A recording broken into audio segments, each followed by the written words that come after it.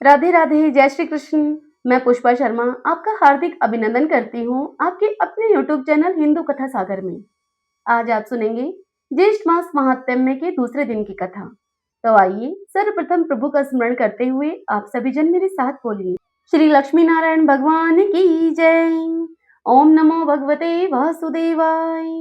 जेठ मास महात्म्य के पहले दिन की कथा का वीडियो चैनल की प्लेलिस्ट में डाल दिया गया है।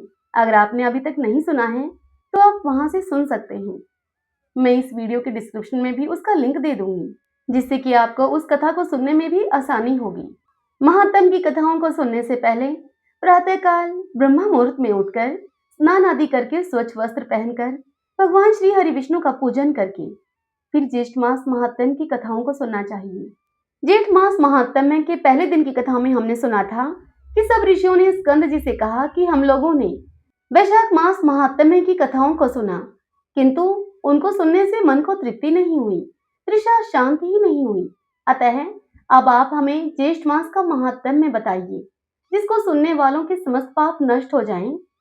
ज्येष्ठ मास के देवता कौन है, इसे कैसे किया जाता है, यह सब विस्तार पूर्वक बताइए। तब स्कंद जी ने ऋषियों से कहा कि जैसे विष्णु भगवान सभी में बड़े हैं, प्रजा के पालन करता है, उसी प्रकार से ज्येष्ठ मास भी श्रेष्ठ है। इस मास के सभी दिन श्रेष्ठ हैं। इस मास में सवेरे उठकर स्वच्छ होकर स्नान आदि करने के बाद दशाश्वमेध देवेश्वर भगवान के दर्शन करना चाहिए और जलदान, चंदन का दान और अन्य प्रकार के दान करने चाहिए।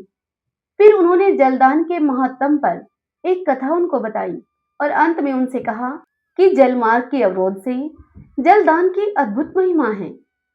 अब आज सुनिए अध्याय 2 की पावन कथा, ब्राह्मण मोक्ष महात्म्य की कथा। स्कंद जी मुनियों से कहने लगे कि हे ऋषियों, जेठ मास में देवताओं की संतुष्टि के निमित्त प्रतिदिन ब्राह्मणों को दही और चावल का दान देना चाहिए। चावल और दही के दान की महिमा कहने में तो शिवजी भी असमर्थ हैं। अब तुम इस विषय में एक कथा सुनो। निश्चयपुरी में गौतम नाम का एक ब्राह्मण रहा करता था। वह गौतम ब्राह्मण धर्मशास्त्रों और पुराणों का ज्ञाता था, किंतु वह द्रव्यहीन होने के कारण महादुखी था। द्रव्यहीन होने का मतलब है बहुत ही गरीब ब्राह्मण, और इस कारण से वह ब्राह्मण गौतम बड़ा दुखी था, क्योंकि वह अपने कुटुंब का पालन पोषण भी नहीं कर पाता था। इसके लिए वह समस्त कर्मों को करता था। शुभ अशुभ फलों को जानते हुए भी वह हर प्रकार के दान भी ले लेता था। तदंतर वह चोरों की संगत पाकर चोरों का साथी बनकर चोरी भी करने लगा, अपने परिवार का भरण पोषण करने के लिए, अपनी जीविका उपार्जन के लिए। किंतु फिर भी उसके हाथ में कोई धन नहीं लगता था। तो वह एक बार दूसरे देश को चला गया। अब उसने अपने समस्त कुटुंब को त्याग कर परदेश में गमन किया। वहां परदेश में उस पाप बुद्धि ब्राह्मण गौतम को उसे बलि में जो कुछ दिया जाता है, प्रेत पिंड, उसको जीविका को क्षुधा से आतुर होकर और उसी को वो लेने लग गया। इस प्रकार शमशान में रहकर वह पाप बुद्धि बलि खाने वालों के साथ सब करने लगा और त्याग करके बलि भोजन करने लगा वो, और शक्तिहीन वृद्धा अवस्था से जीर्ण हो गया। भोजन करने पर उचित पात्रों को तथा समस्त बलिदान देकर उसके अन्न को वो कौवों और दूसरे पक्षियों को अपने साथ में स्वेच्छा से खिलाता था और फिर उनके साथ वो भी भोजन करता था। तो इस प्रकार से ज्येष्ठ मास में उसने कौवों को और अन्य पक्षियों को जो अन्न खिलाया, वह अन्न बलि का था। वह स्वयं भी वही अन्न खाता था। वह बलिदान उसने किया, परंतु उसने यह सब जान के नहीं किया। जब इस पुण्य कर्म के पश्चात कुछ दिन बाद उसकी मृत्यु हुई, तब यम के दूत आकर के उसको अपने पास में बांधकर यमलोक में लेकर जाने लगे, तो वह जोर जोर से रोने लग गया। यह देखकर यमदूतों ने उसे मुदगरों से पीटा, परंतु इसी बीच भगवान श्री हरि विष्णु के दूत वहां पर आए और विमान पर सवार विष्णु दूतों ने उन यमदूतों को अलग हटाया और फिर उस दिव्य देहधारी ब्राह्मण को विमान पर बैठाकर वे उसको स्वर्गलोक में लेकर जाने लगे और वहां स्वर्गलोक में लेकर गए। तब यमदूत उस ब्राह्मण का सारा वृतांत कहने के लिए यमराज के पास पहुंचे और वहां जाकर वे कहने लगे यमराज से कि हे प्रभु, हम उस ब्राह्मण को लेने गए थे और उसको लेकर आपके समीप लेकर ही आ रहे थे, तभी विष्णु भगवान के गण आए। उन्होंने हमको खूब मारा, क्योंकि वे तो स्वामी से युक्त हैं, उनका तो स्वामी है। भगवान श्री हरि विष्णु, हमारे तो कोई स्वामी नहीं, हम तो नाथ ही। अब हम क्या करें? हम आज से आपकी सेवा नहीं करेंगे, क्योंकि आप तो हमारा ध्यान ही नहीं रखते। दूसरे व्यापक स्वामी को ढूंढेंगे। हम तो उनके पास जाकर काम क्या करेंगे? तो दूतों के ऐसे वचनों को सुनकर के यमराज जी बड़े दुखी हो जाते हैं और वे अपने भैंसे पर सवार होकर दंड को धारण करके यमराज जी अब क्षण भर में ही वहां पर पहुंचते हैं जहां पर कि विष्णु जी के दूत थे। और वहां जाकर विष्णु दूत को यमराज जी प्रताड़ित करते हैं। अब यमराज जी से डर करके विष्णु जी के दूत अपने विमान को छोड़कर भाग जाते हैं और भाग के वे विष्णु भगवान के पास जाते हैं।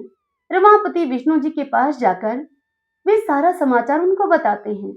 सारे समाचार को सुनकर विष्णु भगवान को बड़ा ही गुस्सा आता है और वे गुस्से से लाल पीले होकर गरुड़ पर सवार होकर यमलोक में जाते हैं।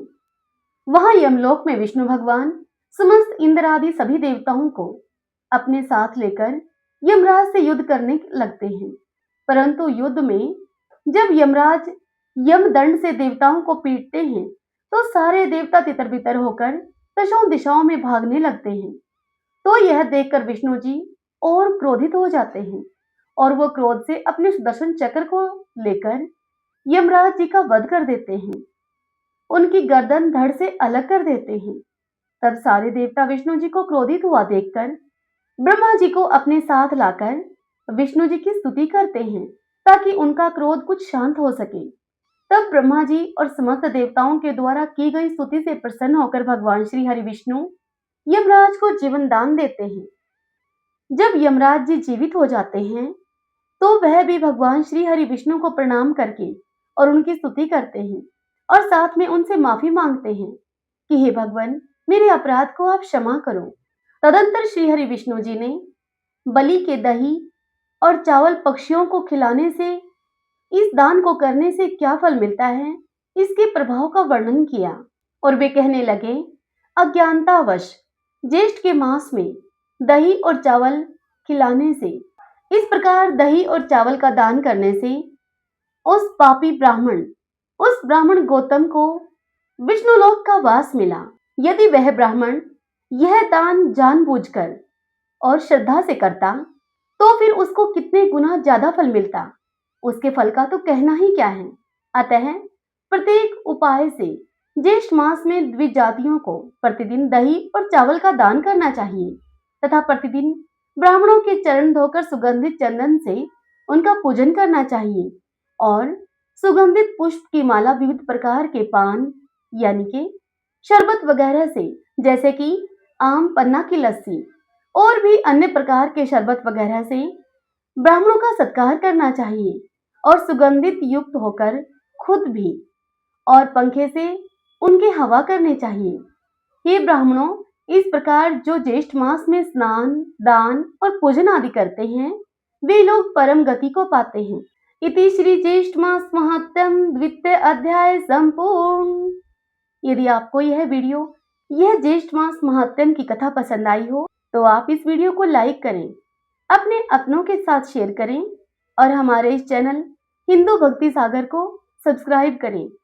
यदि आपने अभी तक नहीं किया है तो बेल आइकन के बटन को भी दबा लीजिएगा ताकि आपको आने वाले नए वीडियोस की नोटिफिकेशन मिल सके। इससे आगे की कथा कल हम दूसरे अध्याय में सुनेंगे। राधे राधे, जय श्री कृष्ण।